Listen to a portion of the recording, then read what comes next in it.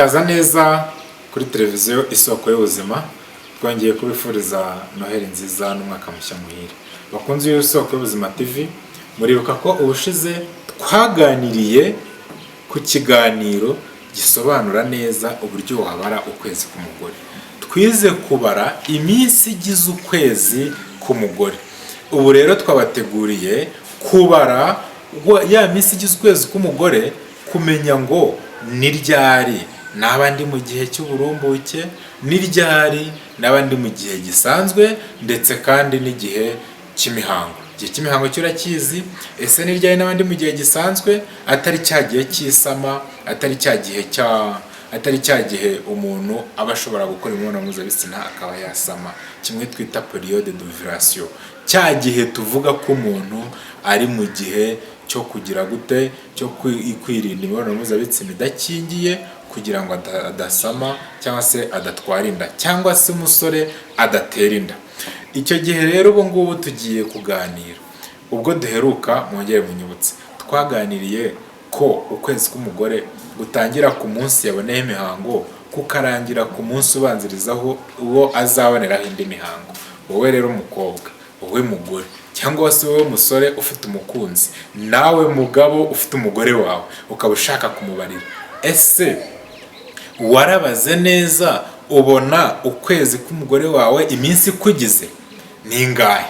Niba se warabaze, tuvuge ko wenda wabonye iminsi 30, warabaze neza usanga agira ukwezi kungana n'iminsi 30.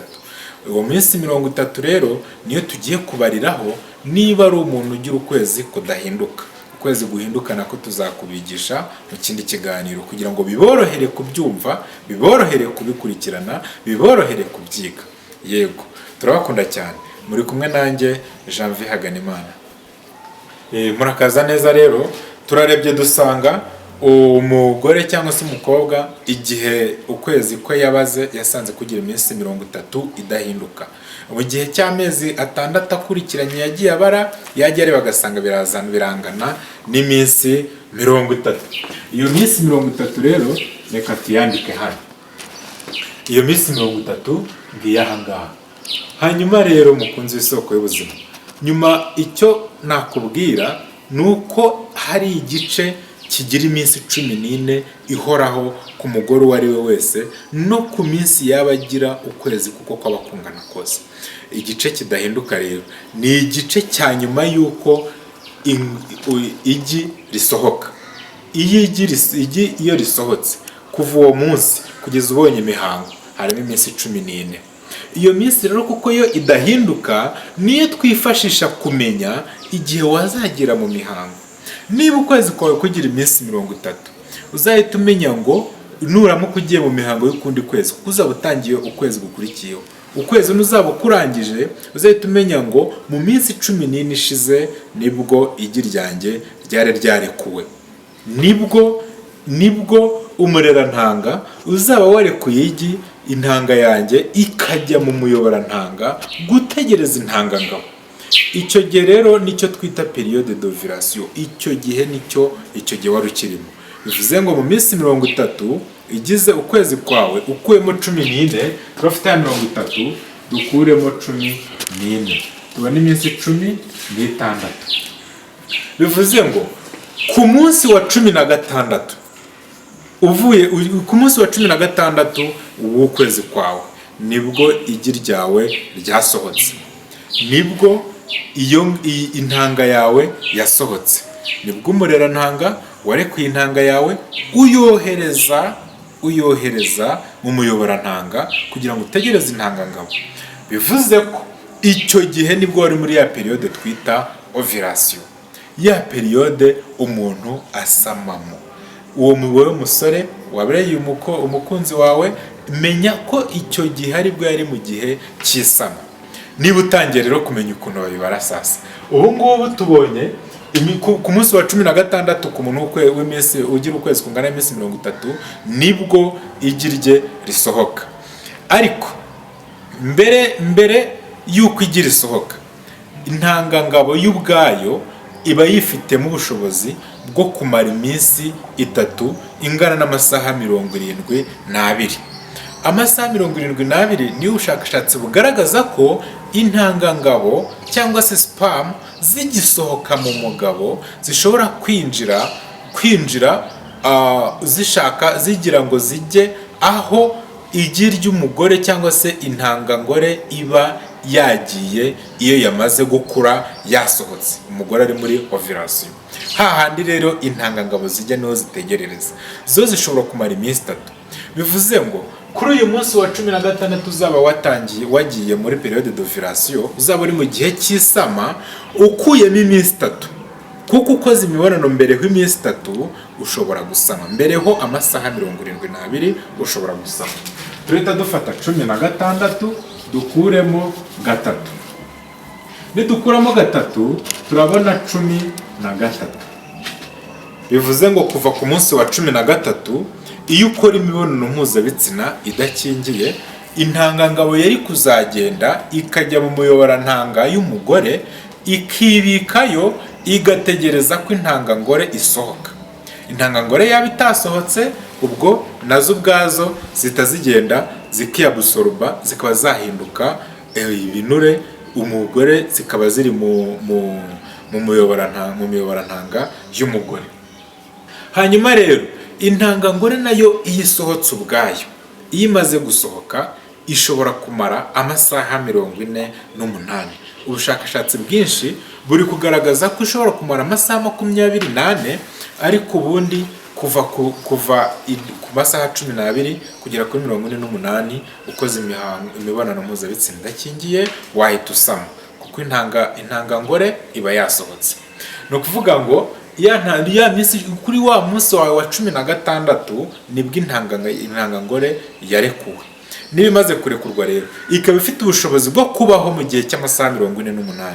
Ngibi hano turongeraho ubwo iminsi 2, amasaha 48 agizwe n'iminsi 2, turongeraho iminsi 2 kugira ngo tube dufashe igihe cy'imibere cy'igihe ingano y'uburyo intangangore izabaho, igihe izamara iriho, icyo twita life span yayo. Shyizaho iminsi 2, bivuze ngo birahinduka iminsi 18.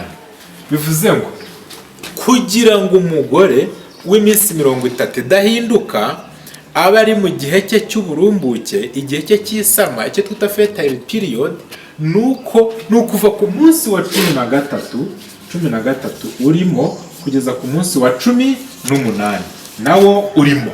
Impamvu iyi minsi ndi kuyishyiramo ni ukubera ko nakubwiye ko intangangabo yifitemo ukubaho kwayo igihe ishobora kumara iriho ni amasaha 72 yagera ku minsi 3. Hanyuma ngo uhereye ku munsi wa 13 ukageza ku munsi wa 18, icyo gihe waba uri mu gihe cy'uburumbuke.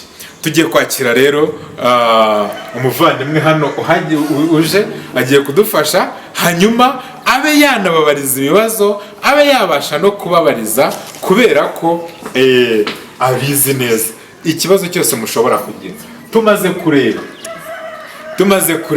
Tumaze kubona ko umuntu wese w'iminsi 30 idahinduka ashobora kujya mu gihe cy'uburumbuke ahereye ku munsi wa 16.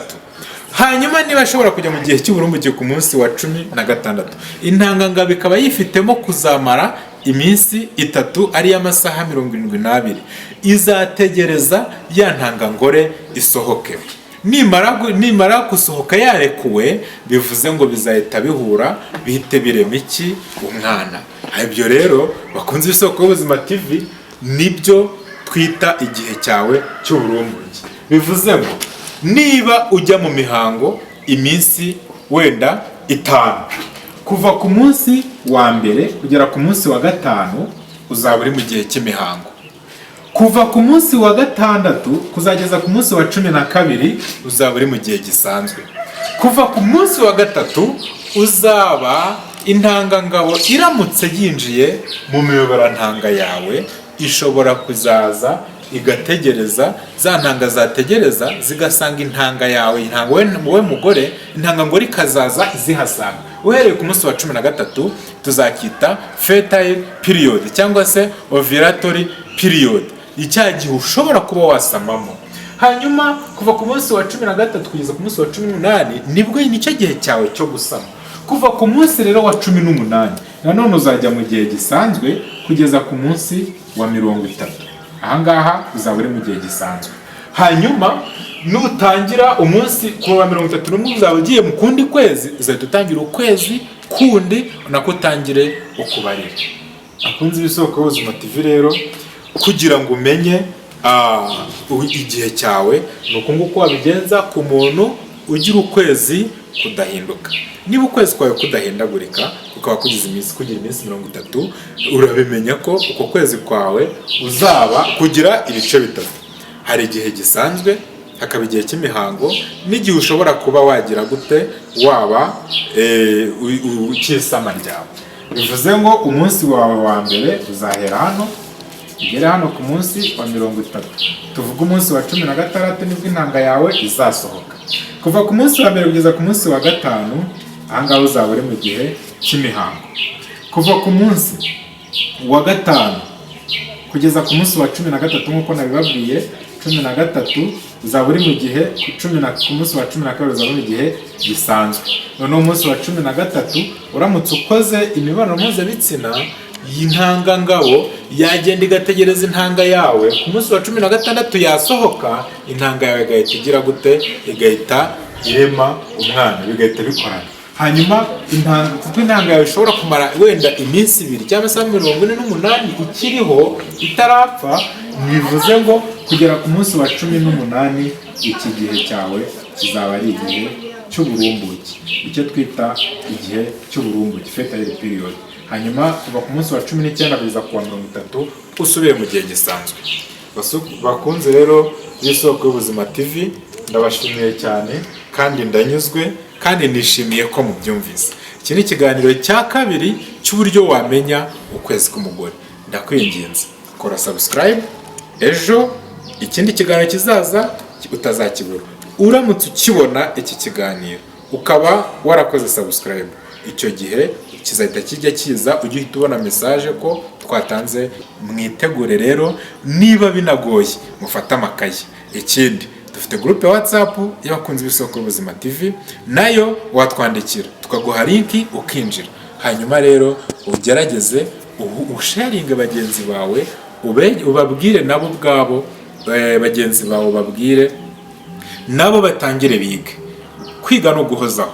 Ejo wakwiga, ejo bundi ukaba wenda wumva wabyibagiwe. Niyo mpamvu twabazaniye ahangaha isoko y'ubuzima TV kugira ngo ujye usubira inyuma wongere urebe n'ikiganiro cyatambutse. Ubushize twize ukwezi k'umugore, ukuntu babara iminsi igize ukwezi kwawe. Hari habanje ikiganiro cy'ukuntu wakoresha agakingirizo. Hari habanje nanone uko tuzajya tubagezaho ibiganiro. Nizere ko mumeze neza kandi mukomeje kuryoherwa n'ibiganiro byacu. Muvandimwe wari kuza ntabwo yabashije kuza, ariko mu kiganiro cy'ubutaha tuzaba turi kumwe kandi turabakunda cyane. Murakoze, Imana ibahe umugisha.